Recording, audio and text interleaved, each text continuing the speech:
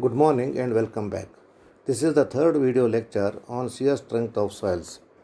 As a prerequisite to the understanding of shear strength of soils, we have seen in detail the importance of shear strength in the analysis and design of earth structures and also the Teresi's effective strength concept. With this background, let us move on to understanding of Mohr-Coulomb strength approach. The efforts to understand, explain, and apply the concepts of shear strength has a history of more than 2 centuries. The pioneer work have been done from Coulomb and Mohr. Therefore, systematic study of shear strength begins with the understanding of the works of Coulomb and Mohr. These have been explained in the form of number 1. Coulomb's strength envelope, number 2. Mohr's strength envelope, and number 3. Mohr-Coulomb strength envelope. Let us first have a brief overview of how Mohr-Coulomb strength criterion came about. The Mohr-Coulomb criterion is the outcome of inspiration of two great men, Christian Otto Mohr, 1835 to 1918, and Charles Augustin Coulomb, 1736 to 1806. The two great men never coexisted, but their brilliant minds contributed significantly to the scientific knowledge. The combination of two hypotheses gave us the Mohr-Coulomb failure surface. Coulomb was involved in military defense works. He was trying to build higher walls for the French. He was investigating on why the tall walls frequently failed as compared to the walls of small height. Thus, he started investigating into the lateral earth pressure and shear strength of soils. He devised a shear strength test, and during his testing, he observed that the shear strength was composed of one parameter that was stress independent, namely cohesion C, and another parameter was stress dependent, similar to the friction of sliding solid bodies, namely angle of internal friction phi. That is, during his tests, he obtained different shear stresses tau for different normal stresses sigma. By plotting these data on a sigma tau diagram, he obtained the straight line denoted by the equation tau equal to C plus sigma tan phi. Mohr in 1900 proposed a criterion for failure of materials on a plane which has a unique function of normal stress on that plane of failure, that is tau equal to F of sigma, where tau is the shear strength and sigma is the normal stress on that plane.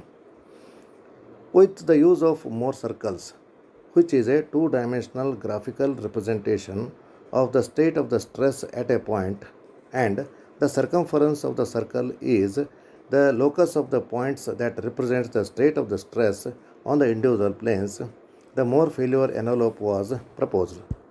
The Mohr envelope was a line tangent to maximum possible circles at different stresses. It is not known who first combined both theories, but combining Mohr's failure criterion with Coulomb's equation gave us a straight line that is tangent to the most of the Mohr circles, and Mohr-Coulomb strength criterion was born. The next slide shows an element subjected to three-dimensional stresses sigma 1, sigma 2, sigma 3. Sigma 1 is the major principal stress. Now sigma 2 is equal to sigma 3 and sigma 3 is the minor principal stress. At a typical combination of sigma 1 and sigma 3, the shear plane develops, making an angle alpha with the major principal plane. On the shear plane, there is a normal stress sigma n and a shear stress tau. At the time of failure, the relationship between tau and sigma is expressed as tau equal to C plus sigma tan phi. This slide shows a typical situation where normal stress is applied vertically and held constant, and a shear stress is applied until failure. For any given normal stress, there will be one value of shear stress.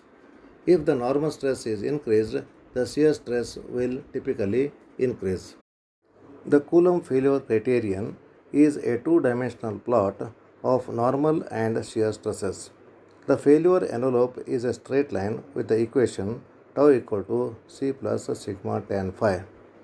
The first term of the equation is cohesive component C. It is also the y-intercept. It is the stress independent term. The second term is the frictional component. It is also known as the stress dependent component. Thus, the shear strength of the soil is derived partly due to the cohesion between the particles and partly due to the friction between the particles.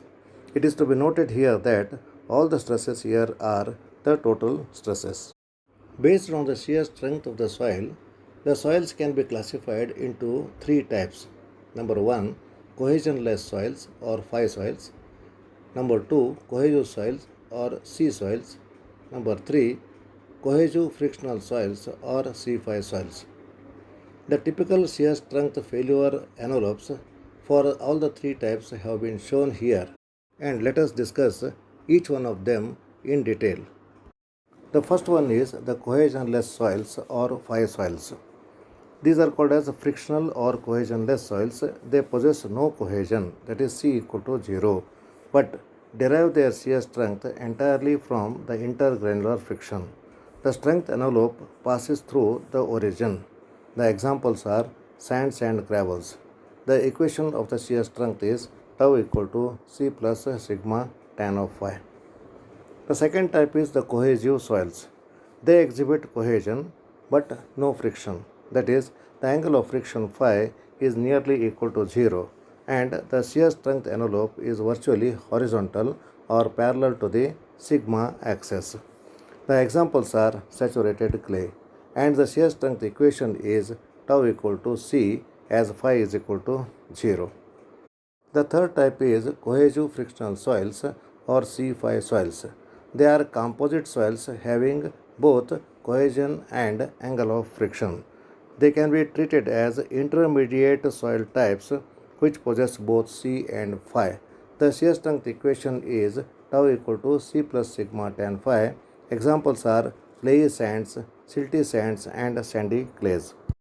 Let us discuss on Coulomb's strength envelopes. The slide shows two straight lines, that is, two Coulomb's strength envelopes.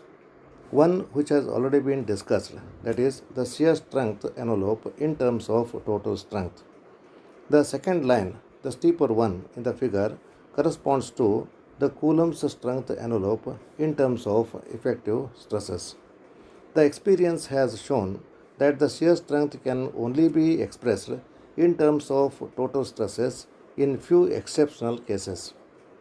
In accordance with the Terasge's fundamental concept, the shear stress in a soil can be resisted only by the skeleton of the solid particles.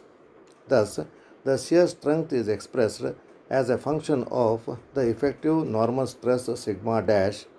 Thus, the Coulomb's equation can be restated as tau equal to C dash plus sigma dash tan of phi dash, where C dash and phi dash are the effective shear strength parameters.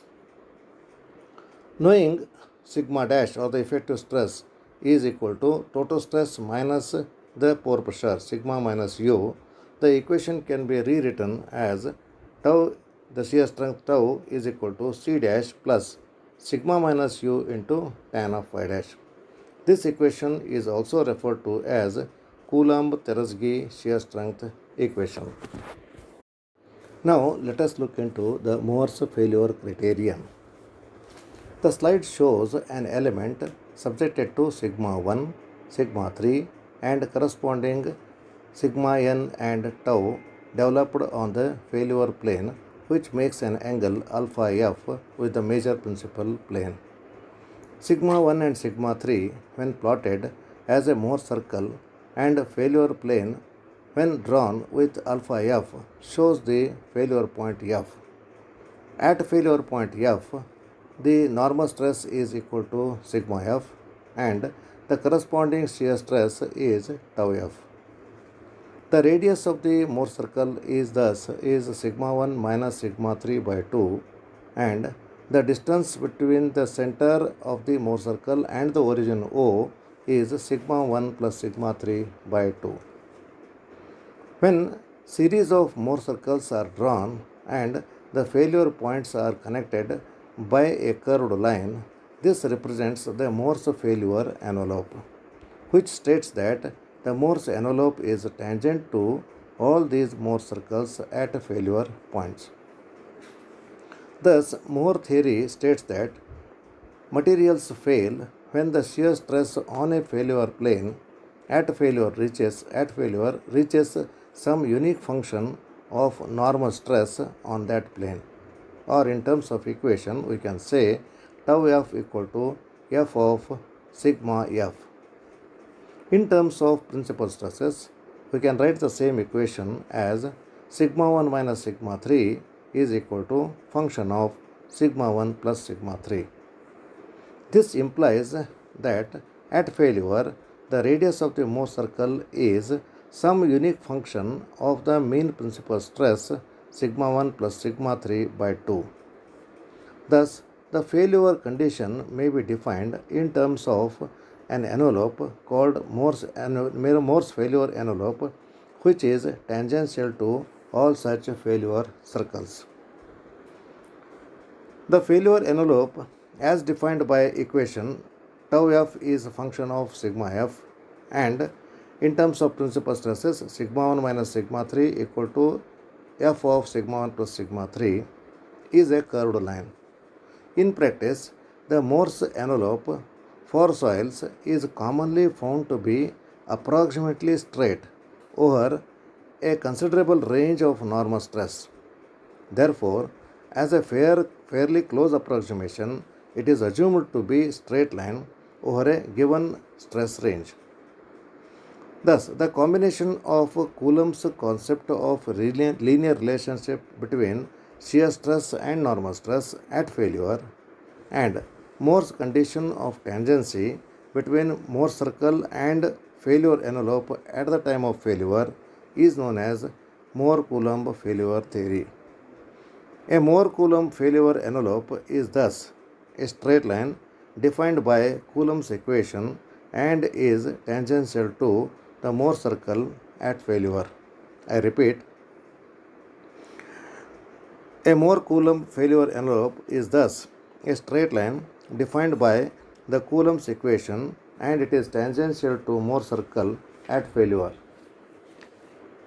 The relationship between the major and minor principal stresses in terms of the total stresses is given by sigma 1 equal to sigma 3 tan square alpha f plus 2c tan of alpha f, and in terms of effective stresses, sigma 1 dash equal to sigma 3 tan square alpha f plus 2c tan of alpha f.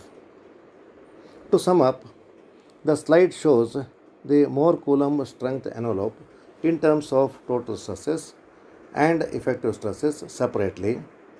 The third figure shows the two envelopes plotted together. It is noted here that the slope of the effective strength envelope is higher than that of the total strength envelope. Thus, we see that the Mohr's concept and Coulomb's concept and the combined Mohr-Coulomb strength envelopes help us to understand the strength of the soils and measure the strength of the soils. Essentially, the Coulomb's condition is used in the direct shear tests and the Mohr's concept is used in the triaxial shear strength. Let us look into the measurement of shear strength in the next lectures. Thank you.